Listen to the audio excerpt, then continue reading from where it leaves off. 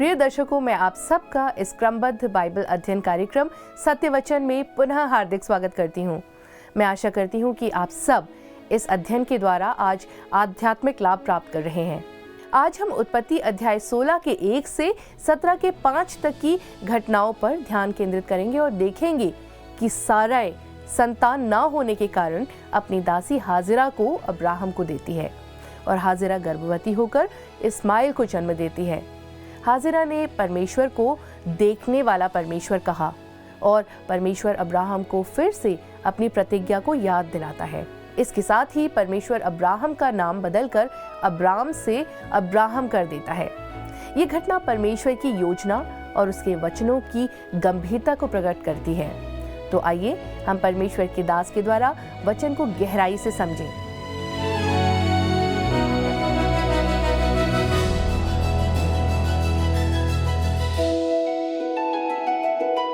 प्रिय दोस्तों, आप सभी को प्रेम भरा नमस्कार और एक बार फिर से आप सभी का स्वागत है। मित्रों, आज हम अपने अध्ययन को अध्याय 16 से आरंभ करने जा रहे हैं, जिसका विषय है सारा का सुझाव, हाजिरा का भाग जाना, अब्राहम की परीक्षा। दोस्तों, जैसे ही हम इस अध्याय में आते हैं तो मेरे मन में आता है कि यह अध्याय बाइबल में ना होता तो बहुत अच्छा होता। 15वें अध्याय में अब्राहम जिस ऊंचाई पर चला गया था, आप कह सकते हैं कि वह ऊंचाइयों पर अपना जीवन व्यतीत कर रहा था, यद्यपि वह सिद्ध नहीं था तब तक। परंतु जब हम 16वें अध्याय में आते हैं तो आप सारे और उसकी मिस्री दासी हाजिरा के संदर्भ में इस व्यक्ति के विश्वास को टूटते हुए यहाँ पर देखते हैं। दोस्तों, यहाँ पर हम सारे और अब्राहम दोनों का विश्वास या उनका अविश्वास और साथ ही इस्माइल का जन्म देखते हैं। पिछले अध्याय के उत्तम प्रदर्शन के बाद निश्चित रूप से यह बहुत ही निराशाजनक है जो यहाँ पर हम देखने जा रहे हैं। और आइए हम पढ़ते हैं उत्पत्ति 16 अध्याय और उसका पद 1। अब्राम की पत्नी सारै के कोई संतान ना थी, उसके हाजिरा नाम की एक मिस्री दासी थी। मित्रों, जैसा मैंने आपसे पहले कहा था कि अब्राहम ने मिस्र में ऐसी 2 चीज़ें प्राप्त की जिसने उसे समस्या में डाल दिया। एक थी उसका धन संपत्ति और दूसरी थी उसकी मिस्री दासी हाजिरा। इसके बाद अगले पद में, पद 2 में हम पढ़ते हैं, सारै ने अब्राहम से कहा, देख, यहोवा ने तो मेरी कोख बंद कर रखी है, इसलिए मैं तुझसे विनती करती हूँ कि तू मेरी दासी के पास जा। संभव है कि मेरा घर उसके द्वारा बस जाए। सारै की यह बात अब्राहम ने मान ली। सारै ने जो सुझाव दिया था वह उन दिनों में आम प्रथा थी। दोस्तों, जब एक पत्नी संतान उत्पन्न करने में असमर्थ रहती थी तब वह संतान उत्पन्न करने के लिए अपनी किसी दासी को अपने पति के पास भेज दिया करती थी। परंतु परमेश्वर ने इस प्रथा को कभी भी अनुमति नहीं दिया। परमेश्वर ने कभी भी अनुमोदन इसका नहीं किया, कदापि नहीं। यह सारे की योजना थी दोस्तों, और अब्राहम ने उसकी बात मान ली। और ऐसा प्रतीत होता है कि वह घर के एक मुखिया होने के पद को समर्पित करते हुए उसकी गलत योजना में शामिल हो गया। तब पद 3 में हम आगे पढ़ते हैं, लिखा है, इसलिए जब अब्राहम को कनान देश में रहते 10 वर्ष बीत चुके तब उसकी स्त्री सारै ने अपनी मिस्री दासी हाजिरा को लेकर अपने पति अब्राहम को दिया कि वह उसकी पत्नी हो। दोस्तों, यह छोटी सी मिस्री दासी अब्राहम की रखैल, उसकी सह स्त्री बन जाती है और यह बिल्कुल ही परमेश्वर की इच्छा के अनुसार नहीं था। परमेश्वर इससे उत्पन्न संतान को कभी भी स्वीकार करने वाला नहीं था। उसने स्वीकार नहीं किया और ना कभी वो भविष्य में ऐसा करेगा। क्यों? क्योंकि यह गलत था, गलत है और गलत रहेगा। आप यह ना कहें कि परमेश्वर ने इसे स्वीकृति दी थी। दोस्तों, आप बस यह कह सकते हैं कि यह इसलिए लिखा गया क्योंकि यह एक ऐतिहासिक सच्चाई है जो हमारे लिए लिखी गई है कि हम इसे जानें। तब पद 4 में हम पढ़ते हैं, लिखा है, वह हाजिरा के पास गया और वह गर्भवती हुई। जब उसने जाना कि वह गर्भवती है तब वह अपनी स्वामिनी को तुच्छ दृष्टि से देखने लगी। हाजिरा ने कहा होगा दोस्तों अपने मन में, मैं अब्राहम को एक संतान देने में सफल हुई, पर सारै ऐसा कभी नहीं कर सकी। इस कारण वह सारै को तुच्छ दृष्टि से देखने लगी। और पद 5 में हम पढ़ते हैं, तब सारै ने अब्राहम से कहा, जो मुझ पर उपद्रव हुआ वह तेरे ही सर पर हो। मैंने तो अपनी दासी को तेरी पत्नी कर दिया, पर जब उसने जाना कि वह गर्भवती है तब वह मुझे तुच्छ समझने लगी। इसलिए यहोवा मेरे और तेरे बीच में न्याय करे। मित्रों, आप इस पद को ऐसे ही नहीं जाने दे सकते। आप यह भी ना सोचें कि परमेश्वर ने इसको भी अनुमति दिया था। परमेश्वर इसे गलत ठहराता है और अब सारा देखती है कि उससे भी गलती हो चुकी है और वो कहती है, जो मुझ पर उपद्रव हुआ वह तेरे ही सिर पर हो। मित्रों, वह अपने निर्णय में गलत थी। परमेश्वर इसे कभी भी ग्रहण नहीं करेगा और यह उस बुजुर्ग अब्राहम के लिए बहुत दुख का कारण होने जा रहा था। आप देख सकते हैं कि अब्राहम और सारै परमेश्वर पर ऐसा विश्वास नहीं कर रहे थे जैसा उन्हें रखना चाहिए था, करना चाहिए था। जो भी हो दोस्तों, इस समय अब्राहम 90 वर्ष का और सारै 80 वर्ष की हो चुकी थी और मेरा अनुमान है कि वे इस नतीजे पर या डिसीजन पर आ चुके थे कि अब उन्हें कोई संतान उत्पन्न नहीं हो सकती। संभवतः सारे यह अनुमान लगा रही थी कि परमेश्वर भी यही चाहता है, परमेश्वर भी यही सोचता है, क्योंकि उन दिनों में प्रथा के अनुसार यही प्रथा थी जो वे करते आ रहे थे। यद्यपि उन दिनों की यह प्रथा रही होगी, परंतु यह परमेश्वर के काम करने का तरीका नहीं है। यह परमेश्वर के काम करने के विपरीत तरीका है। यदि हम ऐसा सोचते हैं कि ऐसा बाइबल में लिखा हुआ है, ध्यान से सुनिएगा, यदि हम ऐसा सोचते हैं या आप ऐसा सोचते हैं कि चूंकि ये बाइबल में लिखा हुआ है इसलिए यह परमेश्वर के द्वारा से है, परमेश्वर इसे अनुमति देता है, अनुमोदित करता है, तो आप गलत सोच रहे हैं। बाइबल परमेश्वर की आत्मा से प्रेरित है, इसलिए इसके सारे अभिलेख, सारी घटनाएं सच्ची हैं, जो घटी वो लिखी गई। परंतु बाइबल में ऐसी बहुत सी बातें हैं, ऐसी कुरीतियां हैं जिन्हें परमेश्वर अनुमति नहीं देता और आप अपने जीवन में उसे कभी लागू ना करें। मित्रों, यहाँ पर जो नैतिक पहलू आप और मैं पढ़ते हैं ऐतिहासिक लेख में बिल्कुल स्पष्ट नहीं है। अब्राम और सारे कसदियों के ऊर देश में पले बढ़े थे, जहाँ पर यह साधारण प्रथा थी, लोगों की यह ऐसी आम धारणा थी। और यहाँ पर नैतिकता या नैतिकता के दृष्टिकोण से देखें तो उन लोगों के लिए यह कोई बात बहुत गलत नहीं थी। सबसे भयानक बात तो यहाँ पर यह है दोस्तों कि उन्होंने परमेश्वर पर पहले विश्वास नहीं किया। उस बात में वो परमेश्वर पर थामे नहीं रहे। अब्राहम द्वारा सारै की दासी हाजिरा को अपनी रखैल बनाने की जो गलती उन्होंने भी किया था वह पाप था और परमेश्वर ने उसे इसी दृष्टिकोण से देखा। लेकिन आज हम उसे उलट कर देखते हैं और हम कहते हैं कि रखैल रखना पाप है, लेकिन हम अविश्वास पर ज़्यादा ध्यान नहीं देते। इस बात को ध्यान रखिए। फिर भी मित्रों, यहाँ पर अविश्वासी सबसे बड़ा पाप था। इसका मतलब यह है कि जो उन्होंने किया उससे बड़ा पाप था। उन्होंने परमेश्वर पर विश्वास नहीं किया और यह दूसरे पापों से कहीं ज़्यादा काला और भयानक था। हम आगे बढ़ते हैं और पद 6 में जाते हैं, जहां पर हम हाजिरा का भाग जाना देखते हैं। आइए हम पढ़ते हैं पद 6। अब्राहम ने सारै से कहा, देख तेरी दासी तेरे वश में है, जैसा तुझे भला लगे वैसा ही उसके साथ कर। तब सारै उसको दुख देने लगी और वह उसके सामने से भाग गई। हाजिरा निकल पड़ी, वह भाग गई और इसका सीधा सा अर्थ था कि हाजिरा की मृत्यु और उस बालक की भी जिसे वह धारण किए हुए थी उसके घर में थी होने वाली थी। पद 7 में आगे कहता है, तब यहोवा के दूत ने उसको जंगल में शूर के मार्ग पर जल के एक सोते के पास पाकर कहा। मुझे पूरा विश्वास है दोस्तों कि यह यहोवा का दूत कोई और नहीं परंतु देह धारण से पूर्व का प्रभु यीशु मसीह ही है। यही उसकी एक पहचान है या उसका चरित्र है। वह सदा से ही खोए और भटके हुए को खोजता आता है और खोजते आ रहा है। उनकी वह सुधि लेता है। हाजिरा अपने घर से बहुत दूर निकल गई थी। तब पद 8 से 10 में हम आगे पढ़ते हैं, लिखा हुआ है, वो कहता है, हे सारै की दासी हाजिरा, तू कहाँ से आती और कहाँ को जाती है? उसने कहा, मैं अपनी स्वामिनी सारै के सामने से भाग आई हूँ। यहोवा के दूत ने उससे कहा, अपनी स्वामिनी के पास लौट जा और उसके वश में रह। और यहोवा के दूत ने उससे यह भी कहा, मैं तेरे वंश को बहुत बढ़ाऊंगा, यहाँ तक कि बहुतायत के कारण उसकी गणना ना हो सकेगी। दोस्तों, गलातियों की पत्री के 4 अध्याय में पौलुस इस घटना को उदाहरण या दृष्टांत के रूप में उपयोग करता है। वहाँ वह हाजिरा और उसकी संतान को सीनै पर्वत के रूप में प्रस्तुत करता है, जहाँ मूसा की व्यवस्था दी गई थी और वह व्यवस्था की वैधता, उसके दासत्वता की बातों को भी वहाँ पर प्रकट करता है। तब वह सारे के विषय में कहता है कि वह स्वतंत्र है। दोस्तों, यहाँ पर कहने का तात्पर्य यह है कि जो अब्राहम की है वह तो सारे ही थी और जो उसकी पत्नी थी। आज बहुत से लोग इसे विभिन्न दृष्टिकोण से देखते हैं और वे व्यवस्था के अधीन होना चाहते हैं जो व्यवस्था दी गई है। लेकिन मेरे प्रिय मित्रों, मैं आपको बताना चाहता हूँ कि हम जो विश्वासी हैं, आप जो विश्वासी हैं, प्रभु यीशु मसीह से आप जुड़ चुके हैं। कलीसिया मसीह की दुल्हन है। पौलुस प्रेरित इसी बात को कहता है, यह पवित्र कुंवारी के जैसे है जो एक दिन मसीह की दुल्हन बन जाएगी। इसलिए मैं आपसे कहता हूँ कि आपको व्यवस्था के अधीन नहीं होना चाहिए, ना ही आप रखे गए हैं, क्योंकि व्यवस्था एक दूसरी चीज़ है जिसे मुझे और आपको लेने की आवश्यकता नहीं है, हमारे लिए व्यवस्था नहीं है। दोस्तों, ये हाजिरा के जैसे लोगों के लिए है और यही विषय है जिसे पौलुस प्रेरित गलातियों के विश्वासियों को समझा रहा था, बता रहा था।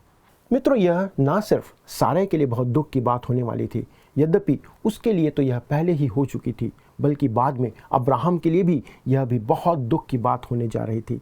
हाजिरा अब एक लड़के को जन्म देने के लिए वापस आती है, अब्राहम के घर आती है और वह पुत्र जो अब्राहम का बेटा है उसे जन्म देती है। आइए हम पढ़ते हैं पद 11 और 12। लिखा है, और यहोवा के दूत ने उससे कहा, देख तू गर्भवती है और पुत्र जनेगी, तू उसका नाम इश्माएल रखना, क्योंकि यहोवा ने तेरे दुख का हाल सुन लिया है, और वह मनुष्य बनैले गधे के समान होगा। उसका हाथ सबके विरुद्ध उठेगा और सबके हाथ उसके विरुद्ध उठेंगे, और वह अपने सब भाई बंधुओं के मध्य में बसा रहेगा। दोस्तों, क्या आपने इस पद को मध्य एशिया के अंदर पिछले 4000 वर्षों के इतिहास की घटनाओं की रोशनी में कभी देखा है या देखने का प्रयास किया है? आज वहाँ पर क्या चल रहा है? आज वहाँ का क्या हाल है? इस्माइल के वंशज बनैले गधे के समान हो चुके हैं, वे जंगली मनुष्य के समान हैं। दोस्तों, ये बेडुइन जाति की कहानी है जो शताब्दियों से उस मरुभूमि में, उस मरुस्थल में, निर्जन प्रदेश में रहते आ रहे हैं, और यह परमेश्वर की भविष्यवाणी का पूर्ण होना है जो उसने की थी। वे आपसे कहेंगे कि वे अब्राहम की संतान हैं, परंतु वे इस्माइल की भी संतान हैं। वे इस्माइल के द्वारा से अब्राहम के भी संबंधी हुए या उसके साथ वे जुड़े हुए हैं। दोस्तों, अब हम आगे बढ़ते हैं और पढ़ते हैं पद 13 से लेकर के 14 तक। यहाँ पर क्या लिखा है, तब उसने यहोवा का नाम जिसने उससे बातें की थी अत्ता एलरोई रख कर कहा, क्या मैं यहाँ भी उसको जाते हुए देखने पाई और देखने के बाद भी जीवित रही। इस कारण उस कुएं का नाम लहरोई कुआं पड़ा, वह तो कादेश और बेरेत के बीच में है। देखिए मित्रों, परमेश्वर हाजिरा पर कितना अनुग्रहकारी रहा। यह उसका पाप नहीं था, इस कारण परमेश्वर उसके साथ नम्रता से व्यवहार करता है। मैं आपसे पुनः कहना चाहता हूँ कि वह दूत और कोई नहीं था, पर देह धारण के पूर्व का प्रभु यीशु मसीह है, जो फिर से खोए हुए को ढूंढने के लिए निकल पड़ता है। दोस्तों, वह एक चरवाहे के समान है जो उसके पास, जिसके पास आनंद का सुसमाचार है, और वो हमारे लिए आनंद का समाचार लाता है। जैसे हमने पढ़ा था, तब उसने यहोवा का नाम जिसने उससे बातें की थी और कहा, क्या मैं यहाँ भी उसको जाते हुए देखने पाई और देखने के बाद भी जीवित रही। दोस्तों, यह उसके लिए एक नई बात थी जो वह पहले नहीं जानती थी। क्यों? क्योंकि दोस्तों, मिस्री लोगों की परमेश्वर के बारे में बहुत ही अलग और आदिकालीन विचारधारा और अवधारणा थी। क्योंकि वह कहती है, क्या मैं यहाँ भी उसको जाते हुए, अर्थात यहोवा परमेश्वर को देखने पाई और देखने के बाद भी जीवित रही। दोस्तों, वही सच्चाई से अत्यंत अभिभूत, वशीभूत हो गई थी कि उसने परमेश्वर को देख लिया है। दोस्तों, आज यह धारणा हमारे लिए बहुत आकर्षक नहीं है, क्योंकि परमेश्वर के बारे में हमारी अवधारणा या विचार उससे बहुत ऊंचा है। पर एक मिनट रुके यहाँ पर और इस बात को सोचें, शायद हम भी परमेश्वर के बारे में जानने में उतने ही पीछे हैं जितनी हाजिरा थी। दोस्तों, एक छोटे सीमित इंसान के लिए अनंत परमेश्वर के बारे में सोचना, विचार करना असंभव और कठिन है, और हम भी उसे जानने और समझने में पीछे रह जाते हैं। मेरे विचार में मित्रों, परमेश्वर को जानना ही एक ऐसा विषय है जो अनंत काल तक हमें व्यस्त रखेगा, हमें एंगेज रखेगा। वह जो प्रत्येक व्यक्ति के अध्ययन के योग्य है। दोस्तों, परमेश्वर को जानना एक ऐसी चीज़ है जो मनुष्य के पद को, उसके जीवन को अनंत काल के लिए गौरव प्रदान करेगा। तब हम 15 और 16 पद में इस प्रकार से पढ़ते हैं। लिखा है, हाजिरा को अब्राम के द्वारा एक पुत्र हुआ, और अब्राम ने अपने पुत्र का नाम जिसे हाजिरा ने जन्म दिया था इश्माएल रखा। जब हाजिरा ने अब्राम के द्वारा इस्माइल को जन्म दिया, उस समय अब्राम 86 वर्ष का था। मित्रों, ध्यान दें कि इश्माएल अब्राहम की संतान था। तब अब्राहम अब तक 86 वर्ष का हो चुका था। अब हम इसके आगे देखते हैं, अब्राम एक परीक्षा में पड़ता है। मित्रों, इससे पहले कि हम आगे बढ़ें, मैं उन 7 अवसरों को, उन 7 समयों को आपके साथ दोहराना चाहता हूं जब परमेश्वर अब्राहम के सामने उपस्थित हुआ था। उनमें से 5 को हमने अब तक देखा है। अब्राहम के जीवन में निश्चित तौर पर कुछ असफलताएं रही थी, पर साथ ही वह सफल भी व्यक्ति था, वह सफल रहा था। वास्तव में परमेश्वर ने अब्राहम की 7 परीक्षाएं इन 7 अवसरों पर की थी, जिनमें से पहला हम देखते हैं, परमेश्वर ने अब्राहम को कसदियों के ऊर देश से बुलाया, जहां उसका घर था, और अब्राम ने इस बुलाहट को या उस बुलाहट के कारण से उसे अधूरा स्वीकार किया। उसका विश्वास कमज़ोर और सिद्ध नहीं था। लेकिन कम से कम वह वहाँ से निकल पड़ा। अंततः अब्राहम कनान देश में सुरक्षित पहुँच गया और परमेश्वर ने उसे आशीष दी। दूसरा है, कनान में अकाल पड़ा और अब्राम कनान से मिस्र भाग गया। वहाँ उसने धन संपत्ति और हाजिरा को प्राप्त किया जो उसके लिए ठोकर का कारण ठहरे। तीसरी बात, अब्राम की धन संपत्ति उसके लिए परीक्षा का कारण ठहरी। आज भी धन संपत्ति बहुतों के लिए ठोकर का कारण और परीक्षा का कारण होती है। मैं सदा यही चाहता हूं दोस्तों कि मैं जिन परीक्षाओं में पढ़ा हूं, प्रभु मुझे उनमें से कुछ अलग परीक्षाओं में पढ़ने देता तो अच्छा होता। परंतु मैं सोचता हूं कि धन के मामले में वह मुझ पर और शायद किसी पर भी भरोसा नहीं कर सकता। उस समय भी अब्राम परमेश्वर को नहीं भूला दोस्तों। वह निश्चित ही अपने भतीजे के प्रति उदार और विशाल हृदय रखता था। उसकी धन संपत्ति ने उसे लूत से अलग कर दिया और परमेश्वर ने दोबारा उसे दर्शन दिया। चौथी बात, पूर्व के राजाओं को हराने के द्वारा से अब्राम को सामर्थ्य भी प्राप्त हुई। यह एक कठिन परीक्षा थी क्योंकि वह अब विजेता बन चुका था। मेरे विचार में मल्कीसिदक से उसकी भेंट ने अब्राहम को उसकी परीक्षा के लिए तैयार किया और मजबूत बनाया। इस कारण वह युद्ध में जीता, धन संपत्ति का इनकार कर सका। यही कारण है। इसके बाद परमेश्वर अब्राम के सामने प्रकट हुआ और उसे प्रोत्साहित किया। पांचवी बात, परमेश्वर ने अब्राम को उसकी पत्नी सारै के पुत्र देने में देरी की। अब्राम इस बात से अधीर हो गया और सारै के कहने पर परमेश्वर के कार्य को अपने हाथों में ले लिया और परमेश्वर की इच्छा से बाहर चला गया। इसके परिणाम स्वरूप इस्माइल का जन्म हुआ। दोस्तों, आज भी अरब देशों के साथ इस्राएल का युद्ध चल रहा है और मेरे विचार में प्रभु यीशु मसीह के दूसरे आगमन तक ऐसा चलता रहेगा। अब्राहम की छठवीं परीक्षा हमें 18वें अध्याय में सदोम और अमोरा के विनाश के समय देखने को मिलती है तथा 7वीं परीक्षा 22वें अध्याय में उसके पुत्र इसहाक के बलिदान के समय उससे ली जाती है। दोस्तों, इसके साथ ही यहाँ पर अध्याय 16 समाप्त हो जाता है। अब हम अध्याय 17 से अपने मनन को, अपने अध्ययन को जारी रखेंगे, जिसका विषय है परमेश्वर अब्राहम को नया नाम देता है अब्राहम। अब्राहम के साथ परमेश्वर की वाचा और इसके साथ ही साथ इस्माइल। दोस्तों, बहुत से लोगों का मानना है कि उत्पत्ति की पुस्तक का अध्याय 17 एक असाधारण अध्याय है क्योंकि यहाँ पर परमेश्वर अब्राहम के साथ वाचा बांधता है और उसे पुत्र देने की प्रतिज्ञा को दोहराता है। वह अब्राहम से कहता है कि इस्माइल वह पुत्र नहीं है जिसके लिए उसने प्रतिज्ञा की थी। एक प्रकार से यह अध्याय उत्पत्ति की पुस्तक की कुंजी है या की है और यह पूरे बाइबल की भी कुंजी हो सकती है। दोस्तों, अब्राहम के साथ परमेश्वर की वाचा 2 बातों पर केंद्रित है, उसका बीज या उसकी संतान और दूसरा है उसकी भूमि या उसका देश। परमेश्वर ने स्वयं को अब्राहम पर एक नए नाम के साथ प्रस्तुत किया या प्रकट किया था जो है एल शदाई, जिसका अर्थ है सर्व सामर्थी परमेश्वर। और साथ ही साथ वह अब्राहम को भी एक नया नाम यहाँ पर देता है जो है अब्राहम। अब्राहम का जो उसका पुराना नाम है उसका अर्थ है उन्नत पिता और अब्राहम जो उसका नया नाम है उसका अर्थ होता है बहुतों का पिता। इस्माइल वह पुत्र नहीं था जिसकी परमेश्वर ने अब्राहम को प्रतिज्ञा किया था। यही बात इस अध्याय में स्पष्ट की गई है और बताई गई है। तो आइए हम आगे बढ़ते हैं और पढ़ते हैं अध्याय 17 का पहला पद जो कि परमेश्वर अब्राहम को एक नया नाम देता है। जब अब्राम 99 वर्ष का हो गया तब यहोवा ने उसको दर्शन देकर कहा, मैं सर्वशक्तिमान ईश्वर हूँ, मेरी उपस्थिति में चल और सिद्ध होता जा। मित्रों, आप विचार करके देखें, जब इस्माइल का जन्म हुआ उस समय अब्राम की आयु 86 वर्ष की थी और उसके 14 वर्ष के बाद इसहाक का जन्म होता है। जैसा लिखा है, परमेश्वर अब्राम पर प्रकट हुआ और उससे कहा, मैं सर्वशक्तिमान ईश्वर हूँ, मेरी उपस्थिति में चल और सिद्ध होते जा। परमेश्वर कहता है, मैं एल शदाई, सर्व सामर्थी, सर्वशक्तिमान परमेश्वर हूँ। दोस्तों, यह एक नया नाम है जो परमेश्वर ने अब्राहम को अपना बताया। तब पद 2 में हम पढ़ते हैं, लिखा है, मैं तेरे साथ वाचा बांधूंगा और तेरे वंश को अत्यंत ही बढ़ाऊंगा। दोस्तों, इसी अध्याय में 13 बार वाचा शब्द का उपयोग किया गया है और इन 27 पदों में 13 बार उपयोग किए जाने का यह मतलब है कि निश्चय ही परमेश्वर केवल वाचा के बारे में, उसके संदर्भ में बात कर रहा है। दोस्तों, यह अब्राहम को परमेश्वर का 5वां दर्शन है।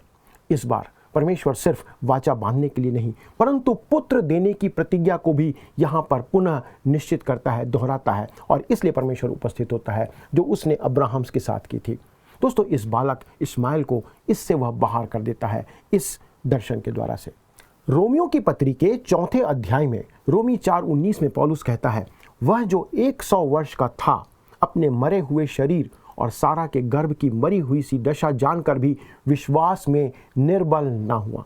दोस्तों, सारै की कोख वास्तव में एक कब्र बन चुकी थी। वह मृत्यु का स्थान था, वहां पर मृत्यु का वास था, परंतु उसी मृत्यु से जीवन निकल कर आता है। इससे ही इसहाक का जन्म हुआ। पौलुस 4 अध्याय को समाप्त करते हुए प्रभु यीशु मसीह के बारे में कहता है, रोमी 4 उसके 25 पद में, वह हमारे अपराधों के लिए पकड़वाया गया और हमारे ही धर्मी ठहरने के लिए जिलाया भी गया। मृत्यु में से जीवन का उद्गम, यही प्रतिज्ञा अब परमेश्वर मनुष्यों से कर रहा है। यदि आप मृतक हैं तो वह आपको जीवन दे सकता है। अब अब्राहम 99 और सारै 89 वर्ष के हो चुके हैं। अब्राहम 99 और सारै 89 के हो चुके हैं। जब इसहाक का जन्म हुआ तब अब्राहम 100 और सारै 90 वर्ष के थे। अगले पद में हम देखते हैं, पद 3 और 4 में लिखता है, तब अब्राहम मुंह के बल गिरा और परमेश्वर उससे यो बातें करता गया, देख मेरी वाचा तेरे साथ बंधी रहेगी, इसलिए तू जातियों के समूह का मूल पिता हो जाएगा। परमेश्वर अब्राहम से कहता है कि वह जातियों के समूह का मूल पिता हो जाएगा। मुझे लगता है दोस्तों, ऐसा कहा जाना चाहिए था कि जितना हम जानते हैं इस पृथ्वी पर जीवन जीने वाले सभी मनुष्यों में से इसकी सबसे अधिक संतान इस पृथ्वी पर होंगी। दोस्तों, आप जरा सोच कर देखिए, पिछले 4000 वर्षों तक केवल 2 ही महान वंश या पीढ़ी अब तक रही हैं, एक इस्माइल की और दूसरा इसहाक की, तथा प्रत्येक में आज करोड़ों लोग शामिल हैं जो इसमें जुड़ते चले जा रहे हैं। दोस्तों, यह एक अद्भुत परिवार है। एक अच्छे घर की वापसी को यहाँ पर आप देखते हैं। साथ ही इसमें आत्मिक बीज भी शामिल है दोस्तों। जैसे हम मसीह को, प्रभु यीशु मसीह को, जो अब्राहम की संतान कहलाता है, उसे देखते हैं। रोमियो 4 उसके पद 16 में पौलुस अब्राहम के विषय में यही कहता है, जो हम सब का पिता है। ये कौन है? वो अब्राहम के संदर्भ में कहता है, क्योंकि हम विश्वास के द्वारा उसके संतान ठहराए जाते हैं, अर्थात विश्वासियों का, इस्राएल जाति का और साथ ही अरब देश के लोगों का भी वो मूल पिता है। मित्रों, इन करोड़ों लोगों के बारे में जरा विचार कीजिए, जिनके बारे में परमेश्वर यहाँ पर कह रहा है, मैं तुझे बहुत सी जातियों का मूल पिता ठहराऊंगा। और उसने यह प्रतिज्ञा पूरी भी की। तब हम आगे देखते हैं, पद 5 में कहता है, इसलिए अब से तेरा नाम अब्राम ना रहेगा, परंतु तेरा नाम अब्राहम होगा, क्योंकि मैंने तुझे जातियों के समूह का मूल पिता ठहरा दिया है। मित्रों, अब्राम का अर्थ होता है उच्च पिता या उन्नत पिता, तथा अब्राहम का अर्थ होता है बहुतों का पिता। जैसा मैंने आपसे कहा था, अब्राहम के विश्वास के संदर्भ में मैं एक उदाहरण का आपको देना चाहता हूँ, एक कहानी बताना चाहता हूँ। मान लीजिए कि एक सुबह अब्राम और सारै उठते हैं और रोज की तरह अपने तंबू के चारों ओर, जो वह हेब्रोन में था जहां वह रहते थे, कुछ काम कर रहे थे। तब अचानक ही व्यापारियों का एक दल उनके क्षेत्र में प्रवेश करता है और अब्राम उनसे मिलने के लिए उनके पास जाता है और वे जानना चाहते हैं कि क्या अब्राम उनके ऊँटों को पानी पिला सकता है। मित्रों, उन दिनों में इस प्रकार का अतिथि सत्कार करने वाले बहुत लोग हुआ करते थे। यह बिल्कुल ही रोचक लगता है। हम लोग गुफा में रहने वाले मानव के बारे में बातें करते हैं कि वह कितना भयानक रहा होगा। क्या मैं आपसे कह सकता हूं कि उन दिनों में कोई भी आगंतुक या राहगीर किसी नगर या देश से तब तक होकर नहीं जा सकता था जब तक कि कोई उसके लिए अपने घर का दरवाज़ा ना खोल दे और उसका स्वागत ना करे। परंतु यदि आज आप किसी शहर में जाएं तो यह संभव ही नहीं है दोस्तों कि कोई आपको अपने घर के अंदर लेकर आए या एक गिलास पानी भी आपको पिलाए। यद्यपि जबकि बहुत से मसीही आज शहरों में पाए जाते हैं, फिर भी यह किसी भी विश्वासी के लिए संभव नहीं है। दोस्तों, आज हमारी संस्कृति बिल्कुल बदल गई है और निश्चित तौर पर आज हम कह सकते हैं कि अतिथि सत्कार करना हम भूल चुके हैं, जैसे कि पहले के दिनों में हमारे पूर्वज किया करते थे। अब्राहम उनसे मिलने के लिए जाता है और कहता है, यदि मुझ पर कृपा दृष्टि है तो अपने दास के साथ उसके घर चले, मैं कुछ रोटियां ले आता हूं, क्या आप सब थोड़ी देर मेरे यहाँ ठहरेंगे? और वे कहते हैं, नहीं, हम सब इस समय व्यापार के लिए निकले हैं और हमें जल्दी से जल्दी मिस्र पहुंचना है। उनमें से एक व्यक्ति कहता है कि मेरा नाम अली है, ये एक उदाहरण है दोस्तों, और दूसरा कहता है मेरा नाम अली बाबा है, तो तुम्हारा नाम क्या है? वे उससे पूछते हैं। जब अब्राहम ने उत्तर दिया कि मेरा नाम उच्च पिता है, तब वे लोग आश्चर्यचकित हुए होंगे और उससे कहे होंगे कि इसका तो एक भी बेटा या एक भी बेटी नहीं है, तब भी इसका नाम अब्राहम है, अर्थात अनेकों का पिता। और वे लोग उस पर हंसे होंगे और ये कहते होंगे कि तुम यह कहना चाहते हो कि तुम्हारी एक भी संतान नहीं है और उसके बावजूद भी तुम्हारा नाम अब्राहम है। तुम इस तरह संसार में कैसे अपना नाम अब्राहम रख सकते हो? और वे हंसते हुए वहां से चले गए होंगे, रास्ते भर उसका मजाक बनाते होंगे। करीब 6 महीने के बाद जब वे लौट करके आते हैं तो जब फिर वे उससे मिलते हैं और वहाँ पर वे उसके ऊपर हंसते होंगे और उससे मजाक करके कहते होंगे कि यह उन्नत पिता है, ये बहुतों का पिता है। परंतु अब्राहम उनसे कहता है, नहीं नहीं नहीं, अब मेरा नाम उन्नत पिता नहीं रहा, अब मेरा नाम बहुतों का पिता हो गया है। तब व्यापारियों में से किसी ने कहा होगा, हो सकता है कि इसके पास अब जुड़वे बच्चे पैदा हो चुके होंगे। परंतु जब अब्राहम उनसे कहता है कि नहीं नहीं, अभी तक मेरे पास कोई संतान नहीं है, तब वे फिर उस पर हंसने लगते हैं। उन्होंने उससे कहा होगा, यह इतनी बेतुकी बात है जो यह कह रहा है, यह कैसे ऐसा कह सकता है।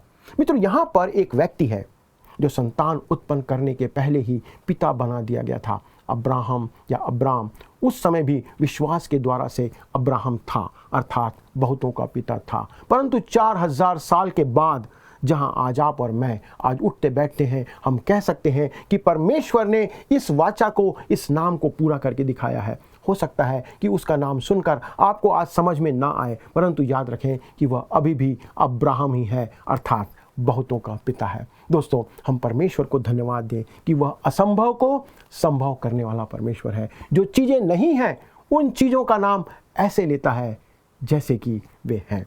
अगले प्रसारण तक परमेश्वर का अनुग्रह, उसकी दया आप पर, आपके पूरे परिवार पर बनी रहे। प्रभु आपको आशीष दे। प्रिय मित्रों, मैं विश्वास करती हूँ कि आप सब आज के अध्ययन के द्वारा महत्वपूर्ण और गंभीर बातों को सीखने में समर्थ हुए हैं।